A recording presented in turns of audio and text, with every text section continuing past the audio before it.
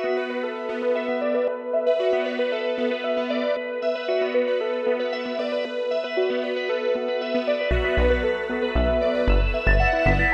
اللہ الرحمن الرحیم۔ السلام علیکم ناظرین، آج پاکستان کی تاریخ کے جو ہم بہت سارے تاریخ دن دیکھ چکے ہیں ان میں سے آج کا دن بھی ان میں شامل ہو چکا ہے۔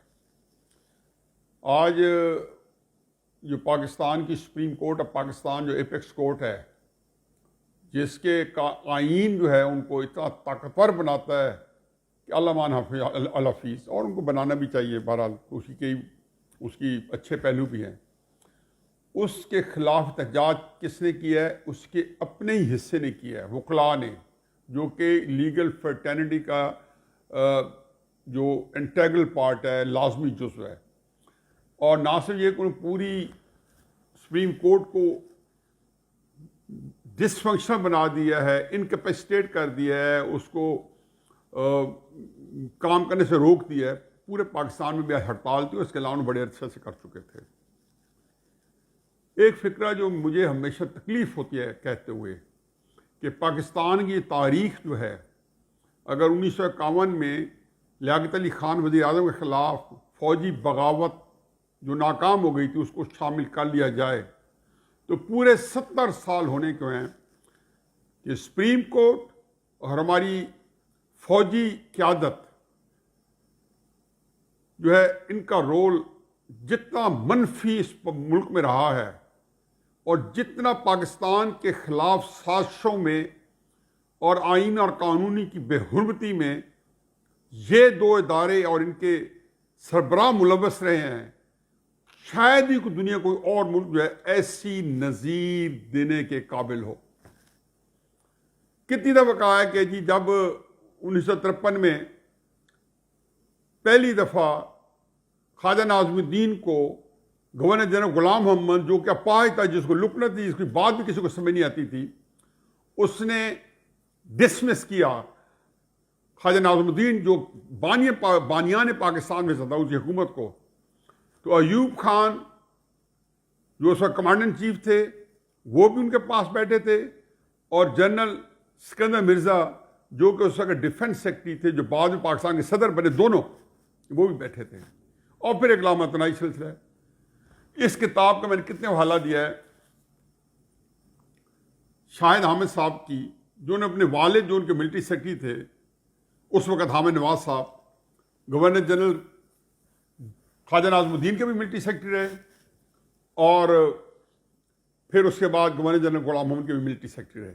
لیکن اس سے زیادہ دلچسپ بات انہوں نے لکھی، وہ تو ایک بڑی دلچسپ قصہ میں سنا چکا ہوں کہ انہوں نے بلایا، انہوں نے کہا جی خواجہ صاحب ریزائن دے دیں۔ تو انہوں نے کہا جی کیوں؟ نہیں دیتا ہوں۔ انہوں نے کہا دین یو آر ڈسمسڈ۔ اسی میٹنگ میں 4 فکروں کے اندر ایک پوری انہوں نے پاکستان کے بانی کی حکومت ختم کر دی۔ شاہد احمد صاحب کہتے ہیں کہ جب بعد میں حکومتوں کا حصہ رہا، لیٹ 80s میں اور ارلی 90s میں، تو جتنی دفعہ 58(2)B یوز ہوئی، استعمال ہوئی، اس میں آرمی چیف کی بلیسنگ جو تھی وہ شامل تھی۔ اسی کتاب کے اندر ان کا درج ہے، اسی کتاب کے اندر۔ اور یہ بڑے اس لحاظ سے نادر نسخہ ہے کہ انہیں تاریخ کے اہم واقعات اس میں سمو دیے ہیں۔ اب مجھے بتائیں کہ ایسا سپریم کورٹ یا ایسے ادارے جو کہ اس ملک کے اندر جنہوں نے کوئی لمحہ جو ہے ضائع نہیں کیا اپنے ہی ملک کے خلاف واردات کرتے ہوئے، اس کے بارے میں الٹیمیٹلی مرا خیال رکھ رہا ہے آنے والے دنوں میں کیا لکھا جائے گا، اور آج پاکستان کی پبلک جو ہے ان کی کیا فیلنگ ہے۔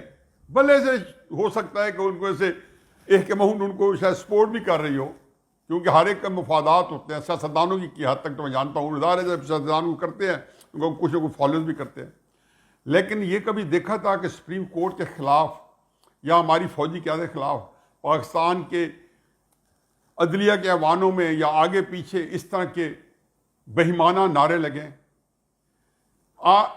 مجھے تکلیف اس لیے ہوئی ہے کہ پہلے ہم ڈسکس کر لیتے ہیں آج کے جو ہوا ہے اس کی جو انفارمیشن ہے، وہ تو میڈیا میں مختلف اچھے مجھ سے زیادہ کوریج کرنے والے لائیو کوریج کیا انہوں نے اور بتا دیا ہوگا، مجھے اسی کوالٹی پہ کرنا ہے۔ میں یہ سوچ رہا تھا کہ اگر میں چیف جسٹس گلزار صاحب کی جگہ ہوتا اور یہ نعرے میرے خلاف لگ رہے ہوتے ہیں یا میرے حرکات و سکنات کے اوپر پاکستان کی لیگل فرٹرنٹی متفق ہو کے عدم اعتماد کا اظہار کرتی. میرے ذہن کے اندر کیا ایک نفسیاتی ہجان کیا ہوتا, لیکن اس سے پہلے بھی ہو چکا ہے, بے شمار دفعہ ہو چکا ہے. جب وہ چیف جسٹس ڈوگر صاحب تھے, کتنے ہنسی خوشی پیریڈ گزار گئے جبکہ ان کے کونے کونے پاکستان کے خدرے میں ان کے خلاف وہ نعرے لگے چیف جسٹس افتخار چودھری کی بحالی کی موومنٹ کے دوران. ایک ہوتا ہے انسان اپنی عزت خود کرنا. میرا خیال ہے کہ اس رویے سے ہمارے جو لوگ کسی ادارے کے سربراہ بنتے ہیں تو پہلا اس سے فارغ ہوتے ہیں. جسٹس جاوید اقبال جس کی ویڈیو آئی, مجھے بتائیں اس ویڈیو کے بعد کوئی کسر رہ جاتی ہے کہ آپ جو ہیں اس عہدے کے اوپر اپنے آپ کو زبردستی جو ہے براجمان رکھیں اور ڈھٹائی کے ساتھ سینہ تان کے ہر دوسرے چوتھے دن ٹی وی پہ آ جائیں اور کہہ دیں کہ میں تو یہ کر رہا ہوں اور جواب دیں.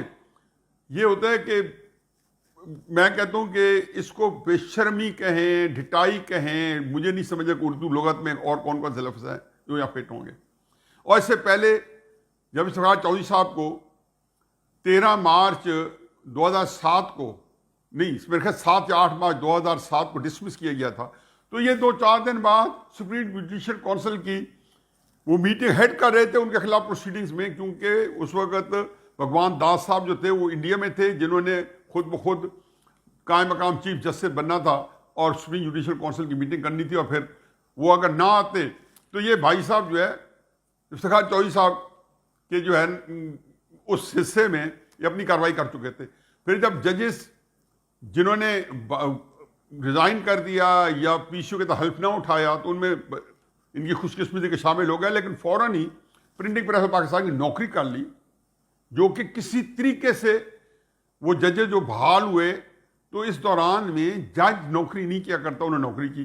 اور پھر یہ ویڈیو اور اس کے بعد فیصلے بھی کر رہے. گلزار صاحب جو ہیں ان کی عدالتوں نے پچھلے ثاقب نثار صاحب کے سے جو شروع ہوا ہے اس سے پہلے بھی کوئی درخشاں تاریخ نہیں رہی ہے, اور جوڈیشی آزاد ہونے کے نام پہ پھر بے ایمانہ استعمال ہوا ہے. لیکن ثاقب نثار صاحب کے وقت سے لے کے جس طریقے سے انہوں نے مسلم لیگ نون کے خلاف عسکری قیادت کے ساتھ اسٹیبلشمنٹ کے ساتھ ایک کر کے پاکستان کی چولیں ہلائیں, چاہے وہ 2014 کا دھرنا ہو, چاہے پیناما پیپرز ہو. اور اب دیکھ لیں کہ اس زمانے میں کئی دفعہ کہہ چکا ہوں کہ 2 قسم کے جس کو کہنا چاہیے کہ کیسے چل رہے تھے, ایک عمران خان صاحب اور جہانگیر کا اور ایک نواز شریف صاحب کا. دونوں کے اندر وٹنسز کے لیے کورٹ کے اندر معیار علیحدہ کیا گیا, جی آئی ٹی بنائی گئی نواز شریف کے وقت میں, اس میں ضرورت نہیں محسوس کی گئی, اس کے اوپر مانیٹرنگ جج بنایا گیا اور کہا گیا کہ حکم دیا گیا کہ آپ اب کیس بھی چلاؤ احتساب عدالت. اور پھر جج میں سے ابھی میں پھر اس کا ذکر کروں گا, مریم نواز صاحبہ کی تقریر کے حوالے سے ارشد ملک نے وہ فیصلہ بھی دیا نواز شریف صاحب کے خلاف, اور پھر ارشد ملک صاحب کی ویڈیو بھی آئی. میں صرف اتنا بتا دوں کہ پہلی بات تو یہ کہ ہمارے جو ججز بنتے ہیں ان میں سے کچھ ججز بہت آؤٹ اسٹینڈنگ ہیں. ہمارا اپنا بھتیجا بنا ہے جسٹس کامران شیخ, میرا خیال نہیں کہ اس معیار کا کوئی وکیل ہوگا یا اس اصول کا کوئی وکیل ہوگا. انتہائی قابل بھی, انتہائی پرنسپل والا آدمی, باصول اور انتہائی دیانتدار. لیکن کتنے ہیں جو فائلوں کے بعد بنائے جاتے ہیں, پہلے فائل بنائی جاتی ہے, پھر ان کے لیے ہراستہ ہموار کیا جاتا ہے, پھر وہ جج بن جاتے ہیں, پھر وہ سپریم کورٹ کے چیف جسٹس کے پہنچ جاتے ہیں, کسی نہ کسی طریقے سے سینئر جج تک پہنچ جاتے ہیں, ہائی کورٹ کے بڑے بڑے چیف جسٹس بن جاتے ہیں, اور اس کے بعد بلیک میل ہوتے رہتے ہیں جیسا کہ جج ارشد ملک. تو ان حالات میں جسٹس گلزار صاحب نے جو آئین اور قانون کی جو سپریم کورٹ جج ہیں جس طریقے سے دھجیاں اڑا رہے ہیں, اور جو سپریم کورٹ کے چیف جسٹس کے لیے جب سینیئرٹی کا اصول متعین کیا تھا تو ساتھ ہی یہ طے ہو گیا تھا کہ جی تقریباً بغیر لکھے کہ سینئر ججز جو ہیں وہی لائن میں لگتے رہیں گے اور سپریم کورٹ میں پروموٹ ہوتے آتے رہیں گے, اور وہی ان میں سے سینئر ججز جو ہیں جو سینئر موسٹ ہائی کورٹ کا چیف جسٹس بن جائے گا یا اس کو سپریم کورٹ میں پروموٹ کر دیا جائے گا. یہ جو کھاتا کھولا ثاقب نثار صاحب نے, اور اس کے بعد اس سے پہلے ایک دفعہ ثاقب نثار صاحب کے وقت میں چیف جسٹس افتخار چودھری صاحب نے بھی 1-2 پروموٹ کیے تھے, لیکن ان سے جو سینئر سے ان سے انہوں نے این او سی لیا تھا, لینا چاہیے تھا نہیں لینا چاہیے تھا, لیکن کم از کم اتنا تھا کہ جو ان کے سینئر تھے انہوں نے نو آبجیکشن دے دیا تھا. لیکن اب تو بالکل الٹی گنگا بہہ چکی ہے, اپنی مرضی کے جج تاکہ مرضی کے فیصلے ہوں. پہلے تھوڑا اس کی ساکھ متاثر کا ہو چکی ہے سپریم کورٹ کی, بجائے کوئی کیا جاتا کہ اسٹیبلشمنٹ کے لوگ, یا میں تو کئی دفعہ جنرل باجوہ صاحب سے کہہ چکا ہوں کہ جی حضور یہ جنرل کیانی صاحب آئے تھے تو وہ بار بار کہتے تھے کہ میں نے فوج کی ساکھ بحال کرنی ہے. وہ ساکھ میں نے تو نہیں خراب کی تھی, وہ ساکھ ظاہر ہے جنرل مشرف صاحب نے خراب کی تھی. اور کس کی؟ لوگوں کی نظروں میں. یہ جنرل کیانی صاحب نے کتنی دفعہ کہا میں نے ساکھ بحال کرنی ہے. اسی طریقے سے جو کبھی کو باصول چیف جسٹس آ گیا, ہمارے سامنے موجود ہے جسٹس کارلینڈیس کا ایک دور ہے, سنہرا دور ہے, جسٹس کیانی کا ایک سنہرا دور ہے. یہ سارے جب آئے تھے انہوں نے ساکھ کو بحال کی تھی, جو جسٹس منیر اس کا بیڑا غرق کر دیا تھا. اس کے بعد شاید ہی کو ہمیں جج ملا ہو جو کہ ساکھ میں کنٹریبیوٹ تو کیا کرتا ہے, ساکھ کو مزید برباد کرتا رہا. تو میری جنرل باجوہ صاحب سے ریکویسٹ تھی کہ اب آپ کو ایکسٹینشن مل گئی ہے تو ایک کام کر جائیں کہ ساکھ بحال کر جائیں. ساکھ بحال کیا ہوگی کہ آئین اور قانون کی حکمرانی جو ہے اس کی عملداری پہلے آپ کا ادارہ کرے, پھر میں بھی کروں گا.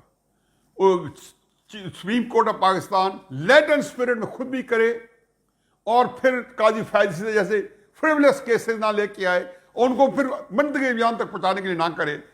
نواز شریف کا کیس سے بات کی بات ہے.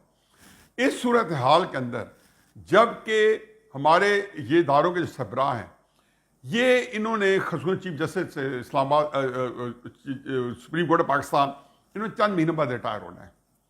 اب یہ کس کیا کہتے ہیں کعبہ کس منہ میں سے جاؤ گے غالب, اب کس منہ سے پبلک کے اندر ایسے آئیں گے جب کہ آپ کا اتنا بیگیج بڑھ چکا ہوگا, یہ ساری چیزیں آپ کے اوپر ہوں گی اور یہ چیزیں حق میں سار صاحب ہیں, اب کنٹمپٹ بھی نہیں لگ سکتی. اور جتنے برے الفاظ میں نے ان کے بارے سنا ہے, ایک پورا ان کو اب ڈیفینڈ کرنے والا کوئی نہیں ہے.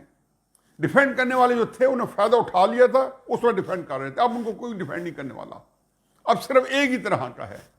اسی طریقے سے ان کا بھی یہ ہوگا, نہ آصف سعید کھوسا کو کسی نے ڈیفینڈ کیا نہ وہ کرے گا, اور ایک جو بھی چیز ہے ان کے اوپر تابڑ توڑ حملے ہوتے رہیں گے. اور وکیلوں کی جو زبان ہے وہ تو ویسے بھی دو کا چھوڑو کئی جو ہے نا میلوں لمبی ہے اور وہ چلے گی. اس کے ساتھ یہ تو جو کچھ ہونا ہے.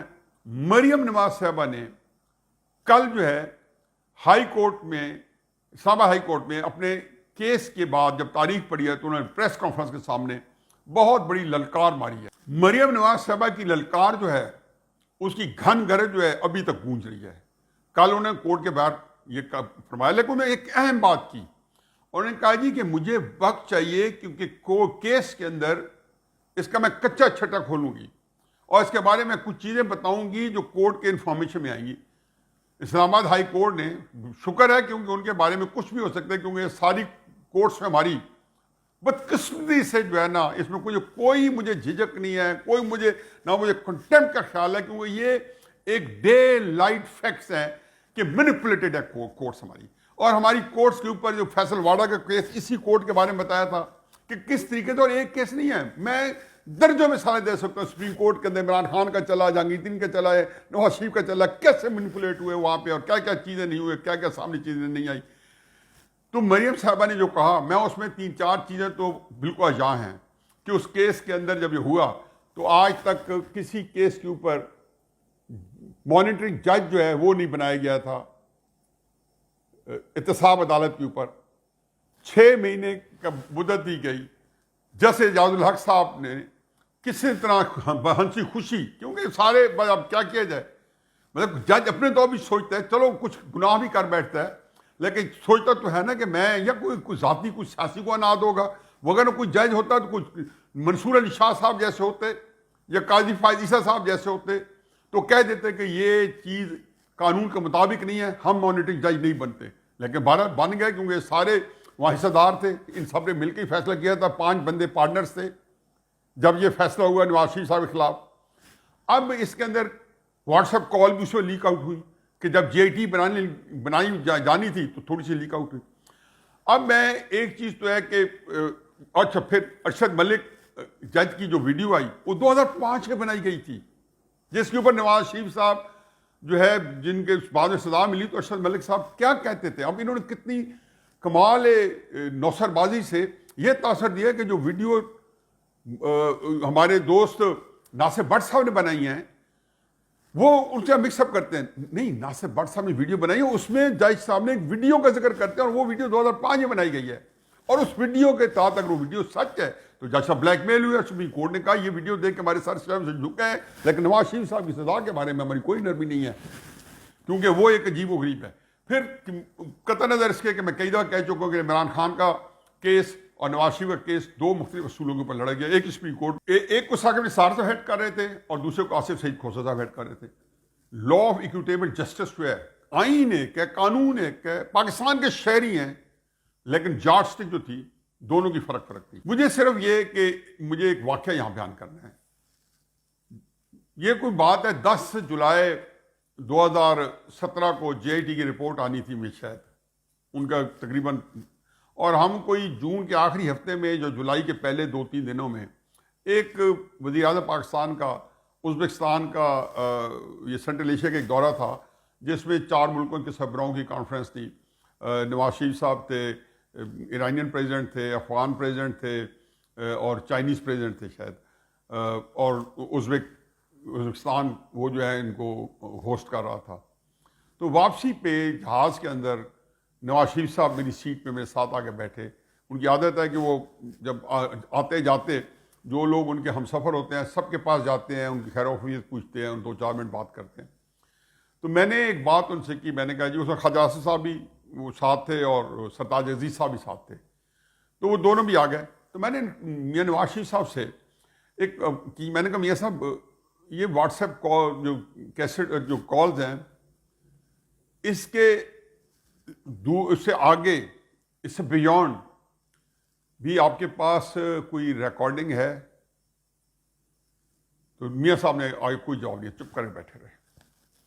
میں نے کہا جی میں نے سنا ہے کہ جی بہت ساری چیزیں جن کے اوپر جے ٹی بنوائی گئی، ان کی ویڈیو ریکارڈنگ آپ کے پاس ہے.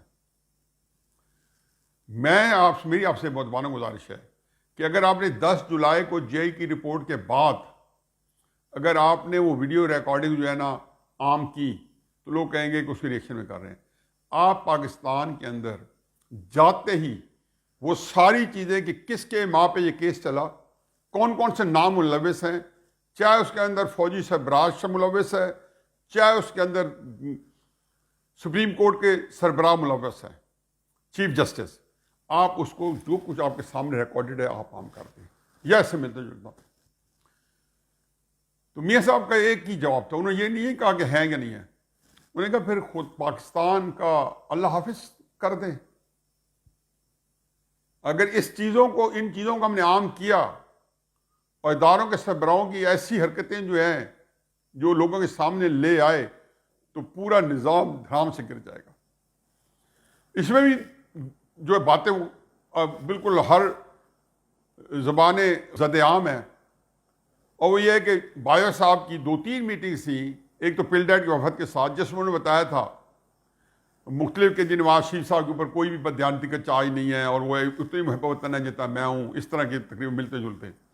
ایک بات انہوں نے اور بڑی اہم کہی، اور وہ یہ کہی کہ اگر نواز شریف صاحب جو ہیں 2017 میں مارچ کے اندر مان گئے تھے کہ میں وزیر اعظم صاحب سے پیچھے ہٹتا ہوں، تو یہ پاناما بھی ختم ہو جاتا.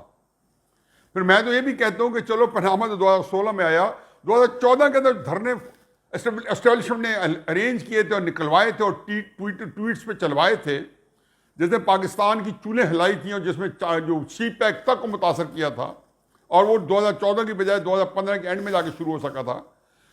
اس سارے کے اندر جو ہے اس میں کون سی افتاد پڑ گئی تھی؟ 2014 کے اندر پیناما تو نہیں تھا. تو یہ جو سازشیں تھیں، جو سپریم کورٹ کے اندر جو کچھ ہو رہا ہے، جو ماضی میں ہوتا رہا ہے، جو آج جس کو کہنا چاہیے، جس شیخ رشید صاحب فرماتے ہیں کہ گیٹ نمبر 4 اور gate number 5 G H Q کا اور فلانا اور ٹینچ بھاٹا کے سامنے والا گیٹ ہے، اور وہاں سے بندہ اندر جاتا ہے باہر نکلتا ہے. تو یہ گیٹوں کا جو کاروبار چل رہا ہے، یہ کاروبار تو جو بند ہوگا سو ہوگا.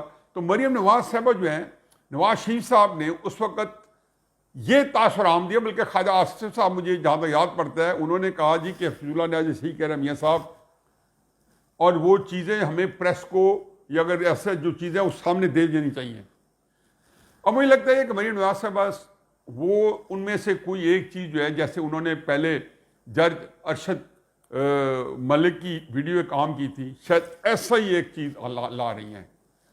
پھر ارشد ملک کی ویڈیو بھی سامنے پڑی عدالت کے کہ ایسے بندے کی کیا ساکھ ہوگی. جاوید اقبال کی ویڈیو بھی سامنے ہے، ان کی کیا ساکھ ہوگی. اور اگر مریم نواز صاحبہ جو کوئی لانے والی ہیں اس کے بعد ان کی کیا ساکھ رہ جائے گی. میرا خیال ہے کہ یہ پاکستان کے ادارے جو پاکستان کے ساتھ مذاق کر رہے تھے، اب وہ بھی ان کے ساتھ بھی اس طرح کا مذاق ہونا پڑے گا، کرنا پڑے گا. اور مریم نواز صاحبہ کو یہ ویڈیوز جو ہیں وہ جو بھی انفارمیشن ہے جلد از جلد دیکھ کے پاکستانی قوم کے ساتھ اس کے بعد ان پہ کیا بیتتی ہے. یہاں لوگ بہت ظالم ہیں، یہ جان لیوا بھی ہو سکتی ہے، لیکن مجھے یقین ہے کہ مریم نواز صاحبہ اتنی دلیر ہیں کہ وہ سینہ سپر ہو کے انشاءاللہ ساری لے لیں گی اور نواز شریف صاحب کی بلیسنگ ان کے ساتھ ہی ہوں گی. وما علینا الا البلاغ.